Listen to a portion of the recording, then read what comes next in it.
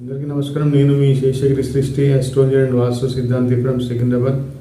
నేను ఈరోజు మీకు కన్యారాశి ఆగస్టు మాసం వల్ల చెప్పబోతున్నాను. కన్యారాశి వారికి ఈ మాసం అనుకూలత ప్రతికూలత సగం భాగంగా ఉన్నాయి, అంటే 50-50గా ఉన్నాయి. మధ్యస్థమైన ఫలితాలతోటి ఈ మాసం అంతా ఈ రాశి వారు గడిపేస్తారు. అంటే ఇక్కడ కొన్ని ప్రతికూలలు అనుకూలలు బలంగా ఉన్నాయి. అంటే శనీశ్వరుడు కొంత ప్రతికూలంగా ఉన్నప్పటికీ వక్రించడం వల్ల కొన్ని ఆకస్మికంగా అనుకూలమైన ఫలితాలు ఇస్తాడు. మనం కావు అని ఎప్పుడైతే గతంలో వదిలిపెట్టేసిన పనులు ఉన్నాయో ఆ పనులు ఆటోమేటిక్గా పనులు మీకు జరిగిపోవడం, ఆ పనులు తిరిగి పునఃప్రారంభించడం, ఆ పనులు ఒక మంచి ఫలితాలు రావడం, ఎప్పుడో చేసిన పనులకి ఇప్పుడు మంచి రిజల్ట్ రావడం, ఇలా కొన్ని ఊహించని పనులు జరుగుతాయి.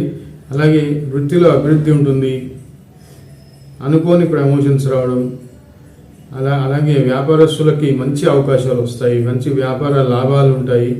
ఇంకా వీరికి గవర్నమెంట్ జాబ్స్ చేసేవారికి ఎవరైతే ఉన్నారో వారికి ప్రమోషన్స్ రావడం, ప్రైవేట్ జాబ్ వాళ్ళకి ప్రమోషన్స్ ప్లస్ ఇంక్రిమెంట్స్ కూడా ఈ మాసం వచ్చే అవకాశాలు ఎక్కువగా ఉన్నాయి. మీరు విదేశీయానం చేస్తారు, సంతానానికి వివాహ ప్రయత్నాలు, ఉన్నత విద్యా ప్రాప్తం ఈ మాసం ఈ రాశి వారికి ఉంటాయి. అలాగే గృహయోగం, గృహం కొనుక్కోవాలనుకుంటున్న వారికి, ఇల్లు కట్టాలనుకుంటున్న వారికి, రియల్ ఎస్టేట్ వ్యాపారులకి ఈ మాసం చాలా చాలా ప్రోత్సాహకరంగా లాభకరంగా ఉంటాయి. వ్యాపారస్తులు, జాయింట్ వ్యాపారస్తులకి లాభకరంగా ఉంటుంది.